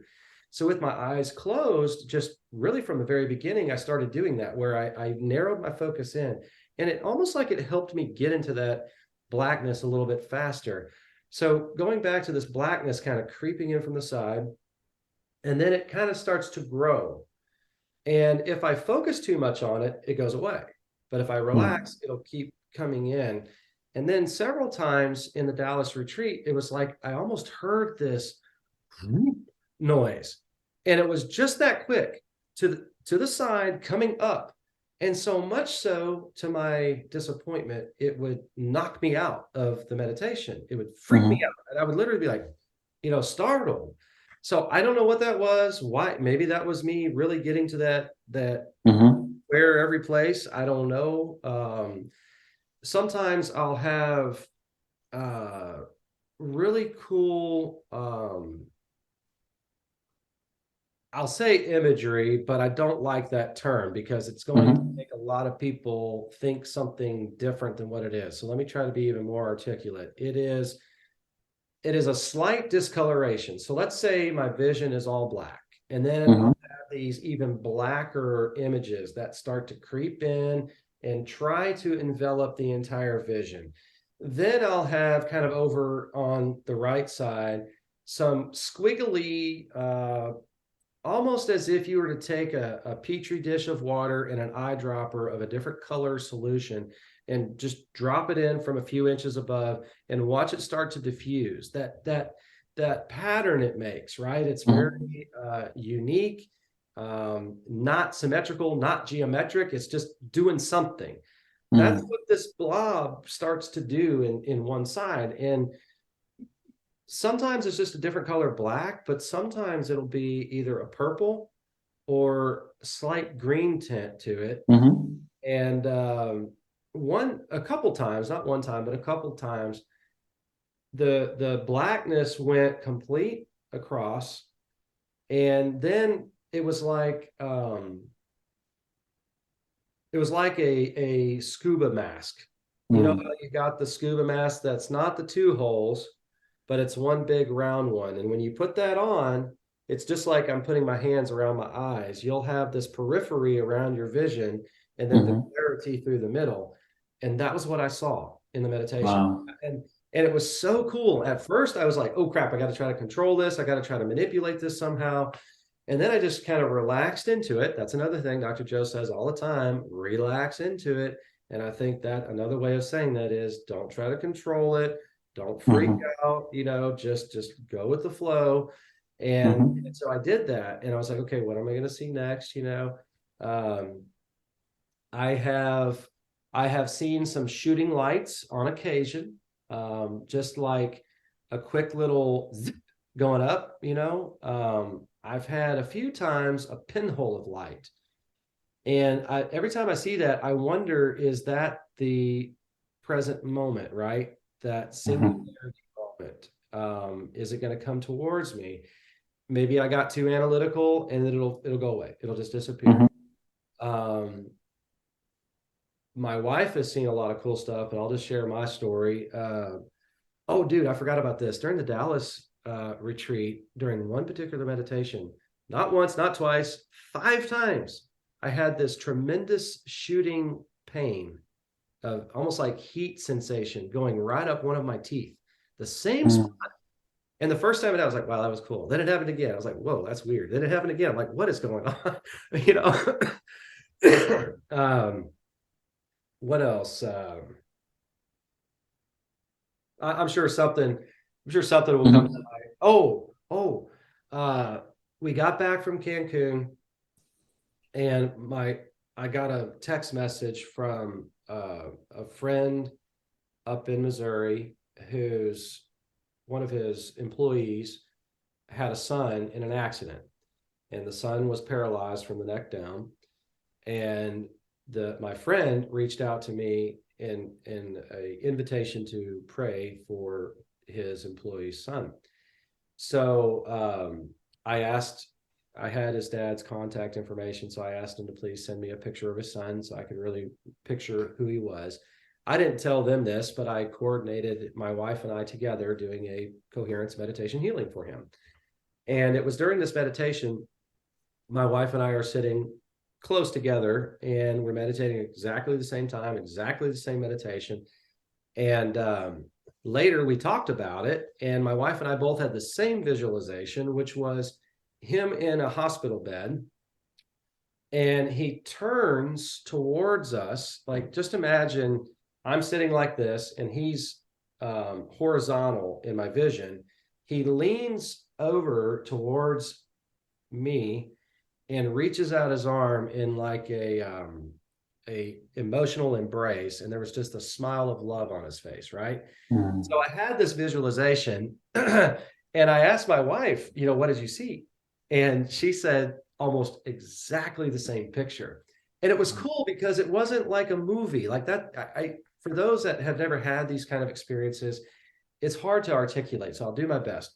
It's not like a 3D movie. You're not seeing something portrayed out like a video camera took the picture. It's almost as if you're there, right? It's like all your senses are absorbing things of actually being there. You can sometimes have smells, you can sense the dimensionality. But then the person, what I saw and what my wife saw was energy. It was like that person's energy signature, but it wasn't like some force field. It was his actual body shape. It was like you took the body and just enveloped the shape of the body with some kind of energy signature. And that was what we saw. Sometimes it's kind of like a bluish, greenish, fibrous looking image of some person. And but the coolest part was we both had that same picture of him. We did a second coherence healing at a separate time through one of the group coherence healing groups, and they sent us 6 pictures, and they split the group of healers into 2 groups, and each group had 3 that we were going to focus on. And so 2 of the 3 that we were given had pictures, the third did not. And so again, same situation, wife and I are close together, but with our earphones on, meditating separately, but at the same time. And then later afterwards, we talked about it, and same type of deal. The first person, there was a picture, it was a middle-aged male, somewhere in his 30s, had no clue what was wrong with any of them. All we had was a first name and a picture for 2. The last one was a first name, no picture. And so the first one was a male. We felt sorrow. We felt pain during the healing. We had tears, both my wife and I. And it was kind of like, why'd this happen to me type of emotion that we were feeling. And again, I expressed, both my wife and I, same exact situation. The second one was this more elderly lady, not sure exactly, say 60, 65. Again, no clue what she was suffering from. We felt sorrow, but it was more of the emotion of, it's okay, whatever happens to me is okay. I don't like what's happening to me right now. I want to be better. But it was more, how to say this, like a joyful kind of sorrow, still tears. And then the last one, we had no picture. And afterwards, my wife asked me, she goes, what kind of nationality did you sense? I said, I think Latina. And she's like, holy crap, Kyle. She's like, that's exactly what I sensed too. I'm like, no way. And we didn't have a lot about what we felt with her, except just sadness, and the energy that we felt from that. But and again, my memory might be remiss just a little bit on that particular lady, but I think we both were thinking of her in a hospital situation. But again, no premeditation prior to, and then here we're sharing these examples. We did the coherence healing with you and my friend and Kevin up in Missouri, which I'm gonna post a testimonial about that on Salty Seven's YouTube channel. But just how you had channelized, same situation. We did the remote healing. You're up in another city, we're down here in another city, and a couple people in Chicago, all joining in at the same time. And then afterwards, we talk about the experience, and you had felt all of this emotion coming up out of your lungs, and you had this period of just heavy coughing. And my wife, unbeknownst to you, had told me that she thought she sensed Kevin coughing during her meditation, but here it was you coughing. So there's this energies intertwining for that period of time. Just fantastic, you know? Yeah. So, but anyway, I did kind of digress from the first question, which was visuals. My wife has seen angels, and I ask her every time. My analytical engineering mind kicks in. I'm like, describe how big, what were they doing? What did their face look like? You know, and she gets kind of frustrated. She's like, I don't know. I couldn't see it very clearly. Yeah. Some of the, okay, my wife was a healee during Cancun, and then she's had experiences as a healer. During the healee session, she saw this huge bright ball of light descend on her, and one of the healers also saw that. She's seen where all of the healers had angels above their heads, and she could see angels all around the room going to and fro. And when I asked her, well, what do you mean when you say angels? She's like, well, they were 2 to 3 feet tall, had wings, bright light, undiscernible facial features. Could not describe what they looked like. My wife, during walking meditations, has sensed some presence pulling on her, tugging on her, rolling her over. During the walking meditation, it was the second one in Dallas. One of the practices that my wife and I kind of subscribe to, at least right now, is because there is, you know, just for a lack of a better way to say it, you have garbage inside of you that has to come out, right? And it will over time, practicing this work. So my wife and I separately have garbage inside of us that has to get worked out. And then naturally, in any kind of, you know, intimate relationship, there's going to be garbage between us in the relationship that has to be worked out. So just out of experience, we have gravitated towards going separate ways during the healing meditations so that we can really focus on healing the person in front of us. During the walking meditations, we go our separate ways, just because it could be a distraction. Where's that person at? Are they okay? What's going on with them? I don't know if I'm weird by this, but I can hear her cry. If I hear her crying or sobbing, I just have this weird sense. I know it, and it distracts me. So this is what we did. We were doing our separate things during the second walking meditation in Dallas. And later I find out when I meet up with her that she hardly got 10 minutes into the walking meditation and spent the rest of the time floundering around on the concrete, on the bridge. And some volunteer was there basically making sure she didn't crack her skull on the concrete. And she didn't have much recollection. She said, I kind of felt like I was doing something. And the lady had asked her afterwards, she goes, do you remember? And she's like, well, I felt like I kind of maybe leaned up a little bit. She's like, really? She's like, your body was doing things that I couldn't even explain. Like her whole back was like, she'd be laying flat. Next thing you know, oh, she'd be like straight up, you know. And so and I don't know what this is all about, you know. She's had so many different experiences where she'll kind of become aware that her hands are in a certain position, and then she realizes she's actually holding the hand of some sentient being. And I've always been like, are you cuckoo? You know, I mean, where's this coming from? I have a hard time believing because I haven't gone through that experience myself.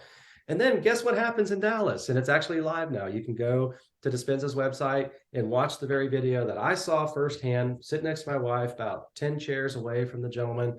He's in a wheelchair. And Dr. Joe ends that particular session with him giving his testimonial. And he said in a meditation that he was spoken to by angels. Now, here's what's cool. What spoke to me. This is a man who's a chiropractor. He's lived his whole life in science. He's a public servant, or was a public servant, retired now. He had positions of council member, mayor in a particular city. So it's probably wrong for me to say this, but it's just my nature right now. If I'm going to take somebody's word, I'm going to juxtapose their experience, their credibility onto what I'm hearing, so that I can see if I'm going to believe it or not for myself. Well, his testimonial did that for me. And my wife even looked at me and said, now do you believe? because she understands me. She knows. And so, yeah, I could say, yes, I believe now, just more anxious and intent on trying to have that same experience for myself. Don't know, if it will. But dude, it's weird. It gets weird, yeah. Yeah, it gets super weird. What about you? Have you had any visuals or experiences like that? I've had lots of different hard to explain experiences, mystical ones. Visuals, not so much. Recently, I've been having a lot of lucid dreams and things like that, but not the way I imagine visuals, with my eyes closed anyway. One really impactful visual was in Denver at the AFU. Was after we had the session with the kaleidoscope. Oh yeah, yeah. And there was a team that was organizing coherence healings during lunch and during breaks, in between. It wasn't through the Joe Dispenza event. It was just, members there that were.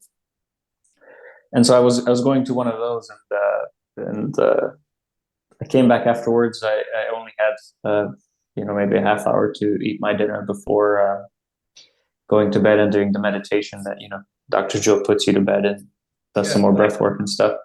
I love that one, by the way. Yeah.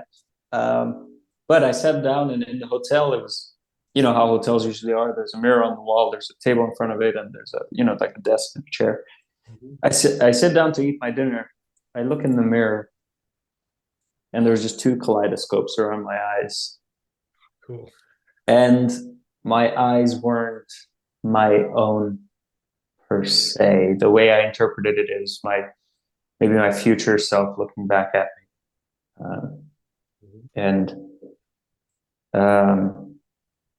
And just having this whole communication, this whole conversation with our eyes, it was like somebody else looking at me through my own eyes, with this kaleidoscopic thing around it. It was pretty cool. No, visuals, not so much. I've had a lot of. For me, it gets really tactile almost, or really like body or kinetic. It gets movement and things like that. Like in one meditation, I think this was actually one of the morning ones, one of the pineal gland ones. Yeah. I just found myself like just being really still, and then I got woken up because the lady next to me was planning on leaving the room, and she's like, anyway, she woke me up. But it was all perfect the way it was meant to happen. And as soon as that because we were pretty tight, laying down next to each other. As soon as she left, I closed my eyes, and I just feel like this. It's hard to describe, but you may know, like it's something doing it to you. You're not doing it. Yes. And I just felt this like I was getting like a full chiropractic adjustment. Like I was being bent over backwards, and it got really squirmy and stuff, and really really active. But yeah, that was one of the weird ones. And I mean, sometimes I jump around and have like weird, almost memories, but maybe they're not my own, or maybe they're from a parallel timeline or something like that. I have lots of those. They're almost like dreamy, but I'm really present, I'm really, really there, and it seems really real, like I can tell it's not just a dream. There's something real about it. There's something I've felt before. It's something and sometimes it's something I've felt before from the future, it gets really nonlinear like that. So yeah, a bunch of cool experiences. I'm not, if I ever have a visual, would be cool, but even if not, I'm fine with it. But yeah, not many visuals, the way I imagine them anyway. Dreams, yes, but yeah, it's really weird how tactile it gets for me, and I did have this like really weird like tribal voice come through me in one of the coherence healings. Actually, like it was just like I couldn't control it, and it was just like this deep guttural like scream or something, and it would come multiple times, and it was so weird because everybody around me would, you know, in my head I was thinking like, oh shit, this is like taking all the people out of their meditation that are around me, you know. Yeah. And but I couldn't control it. There's no way I was gonna be able to stop it, you know.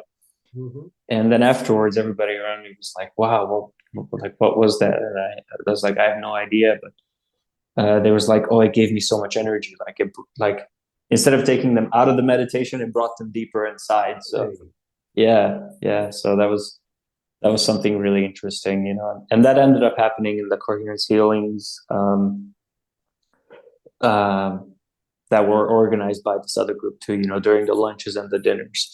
So yeah, that was something really mystical, and Let me jump in yeah, with one that a friend of mine told me. It was actually his wife. Um, she was taking her son to go shopping at this particular mall, and she didn't realize that the mall was already closed. You know how you can go into a mall, but the actual stores close up before? yeah. And so she's just in a hurry to go get whatever they were going to go get. So she goes in the mall, goes to that store, goes to the door, and they're shopping. She didn't really pay attention to notice that there wasn't anybody in the store. She was just busy picking out what they needed. Went to the counter, and the lady like turns around and is completely shocked that she's there.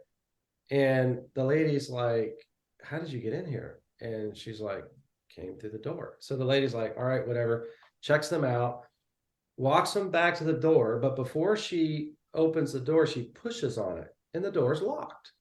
And this lady had never been over by that door at all.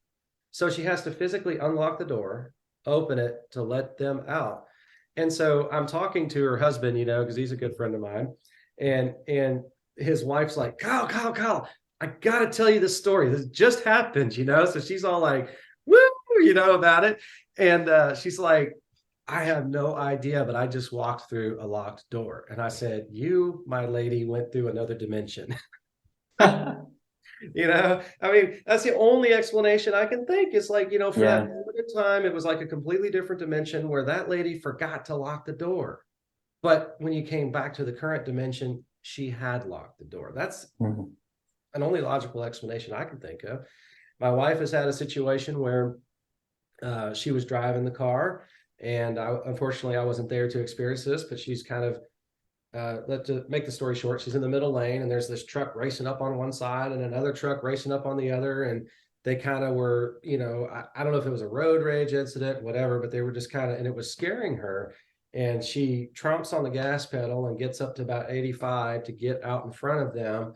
And next thing you know, she's looking in the rearview mirror, and not only those two trucks, but all the other cars around her are completely gone.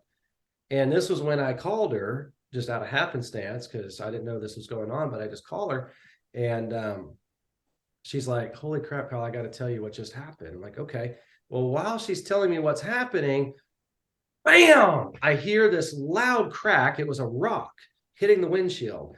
And it was so big, it put a starburst, you know, about the size of a Mhm. baseball with the immediate impact, not later cracking because of heat or whatever, but it was like the initial. And she's like, "Oh, like what just happened?" You know, I'm freaking out because I didn't have a clue. And she tells me about this. Still to this day, we talk about it. She's like, "Kyle, I have no idea what happened there." Yeah. It was almost like she was scared and she just went into another dimension where those people were gone. You know, I just, yeah, you start getting into this crazy stuff. It's like, holy smokes. But Yeah. Yeah. And the funny thing is, like, whenever I end up being in those realms, you know, my sister has asked me before, because she's on her own journey. She's not into. This is one of my other sisters, not the one I was talking about earlier.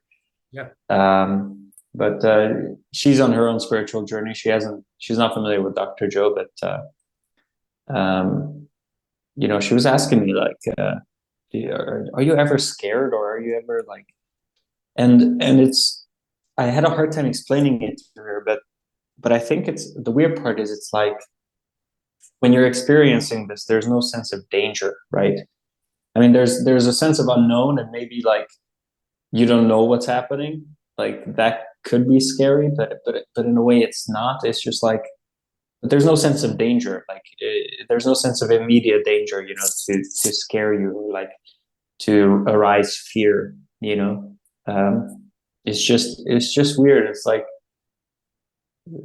they all have, you know, this string of, wow, this like I'm meant to be here, or like this sense of belonging there, you know. You reminded me of something, because I would have to politely argue with you that I do have a sense of fear and scared. But let me share, there's a story that goes along with this. So in Cancun, you asked me about visuals, right? Totally forgot about a really cool one. So we're in Cancun. My wife is a Healy. She starts telling me how she's seeing this girl in her meditations, and she's not quite sure. She has these experiences where the girl is following along with her and laughing, then the girl is pushing her down, being mean to her. Later she realizes that that's her old self, and she needs to figure out how to let it. Wow. Well, then we're in a lay down meditation, and I don't remember what the meditation was about. It could have been the pineal, but I'm not sure, so let's not make that important. But we're in a lay down portion of a meditation, and this was just one of those meditations where I just really got into it. And I saw my wife, because she was right beside me during the lay down meditation. I saw my wife's body laying flat, but her, I don't know if you want to call it her spiritual body. I'm trying to figure out the best way to articulate it, but it was like this image of her coming up out of her body, turning and looking at me and walking away. And I just remember, sorry, I get emotional still, but remember just reaching out and being like, no, don't leave. And first blush was like that was her leaving me in kind of a relationship standpoint. But as I told her about this experience, it was, I think of it more now as her old unhealthy self and all the other situations that were part of her old self that she was leaving behind. That was what was saying goodbye. And I could just, there were several times I would say jokingly, but seriously, you know, see you on the other side, babe. It was nice knowing you, you know, because it was like, so many people have said you're never going to be the same when you come to this retreat and when you leave. And we're both at the beginning like, what? Okay, fine. You know, you drink the Kool-Aid, we're cool over here. And we realized that was so true. But there was like this feeling that I had that I was going to lose my wife after this retreat. And I'm not sure if it was because she was going to, maybe a fear of mine was that she was going to have this awesome epiphany moment that was going to change her. And in the process of that change, she was going to all of a sudden find herself less interested in me, unwilling to put up with my imperfections. I mean, I'm being transparent here. I don't know. But that was a real fear of mine. And so then she's telling me about this experience of her. Then in this particular meditation, I see her literally getting up and walking and like just saying bye, you know. And this was a visual, of course, because her body and her real presence is still beside me. But it was just fantastic, and yet at the same time, kind of unnerving. And so that's kind of a preface to what I'm going to say next, as far as being kind of scared. I had a big conscious awakening moment a couple of days ago when I realized I think I am still too nervous or scared to really get into the unknown. And maybe that's why I am struggling with my effectiveness of the meditations. And I thought about it, and then I analogized it to myself, and I compared it to when I would jump off of a high dive jumping board at a swimming pool. And I still remember as a little kid following one of my friends up. It was one of those pools where they have the 3 platforms, first one is so many feet, and the next, and you end up 30 feet off. And I remember, them daring me, and so I go up, and I remember I'm like, not only no, it was hell no, I'm not going off of that. And so I went back down to the short one, and it was still very scary, but I did it. And I just remember all of the emotions around it. It's like, okay, you sense this unknown, and you see other people do it. It'll be okay. But no, I've never done it before. And is it gonna hurt? And then you have all this other stuff, this uncertainty that comes up, and it really paralyzes you. And so going back to that visual where it was like whoop, in my left brain or my left or right eye, whatever it was, and it just startled me, and it kicked me out. Well, that's similar. And then just a day or two ago, I'm like meditating, and I can feel myself like almost there. And I guess the easiest way to say is I hold back, right? Because it's like, what's going to happen? What's really going to happen? And so I don't know. That's why I say I politely disagree with you, because maybe I haven't had that experience yet. You're probably 100% correct in what you just said, except you've already jumped off that high dive board. So now you can say to everyone else, oh yeah, it truly is okay. I'm not going to get hurt. There is all this love and protection there. Interesting. Yeah, the way I see it, the reality is so much multidimensional, and I'm so glad you brought that up, because it might have just exposed a blind spot that I've had where um, we talked about the divine being this loving, parent towards us earlier, and I think it knows what we're ready for versus what we're not ready for yet, and it's separate, it's independent of what we think we're ready for or what we expect ourselves to be ready for, right? Like, oh, you should be able to jump off of the higher one, but that in order to do that, I would have to like ignore my intuition, my deeper, ignore the respect for where I'm at this current moment, and there's no right or wrong way. It's just, like, that is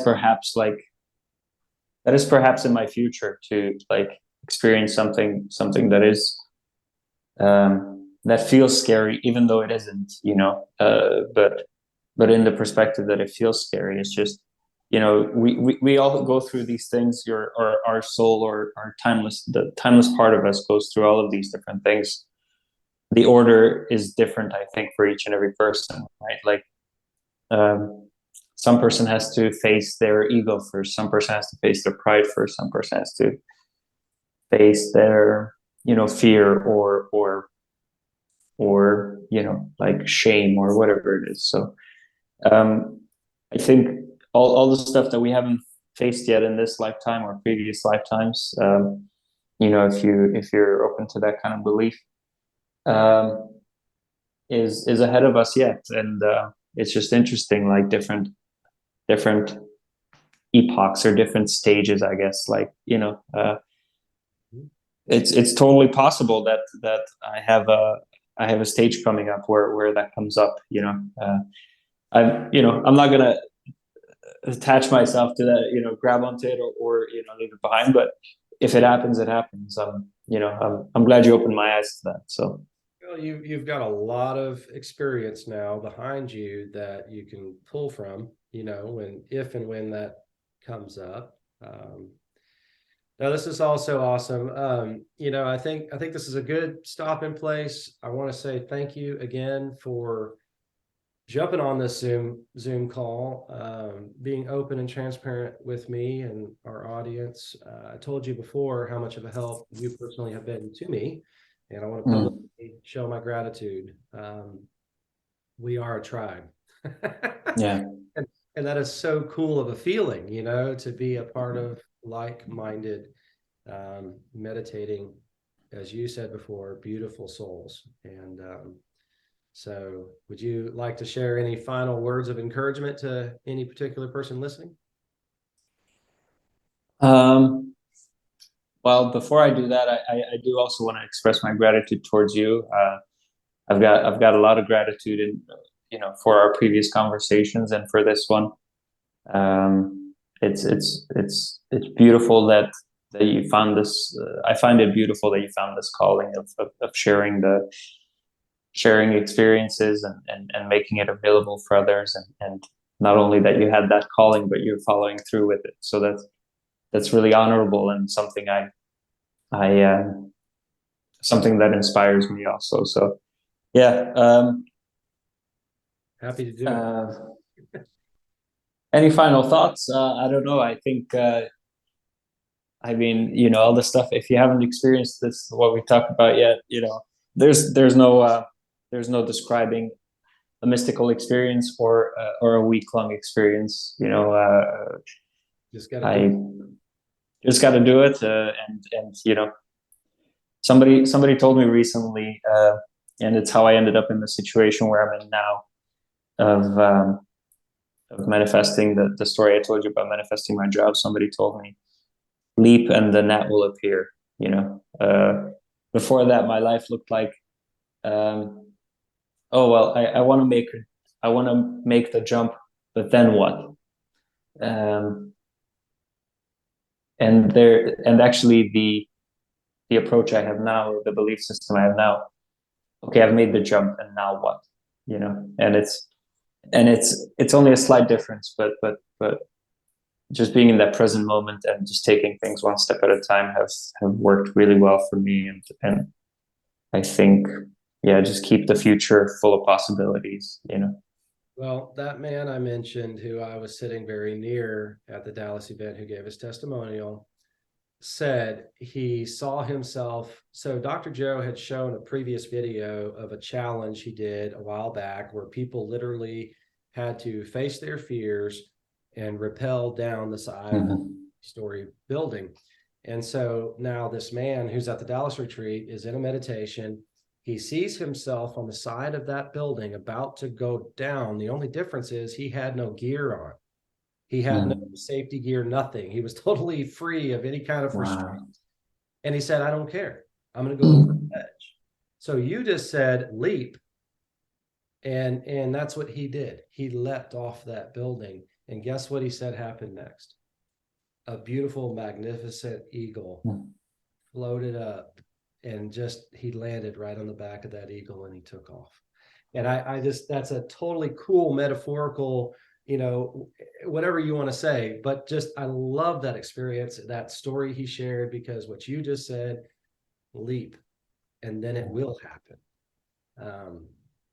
That's what that story pictures, is he Yeah. living in faith, and that eagle just came right up and took him away. And that can be the story of our lives. And so pretty freaking awesome, man. Yeah, it really is. I'm going to end by saying thank you again to Dr. Joe. I'm going to probably do this every time. His story is transformational for a lot of people. His efforts to keep the science pure and repeatable is very much appreciated by me, and would love to participate in helping in any way that I can, and would encourage everyone else to do the same. Keep the science pure.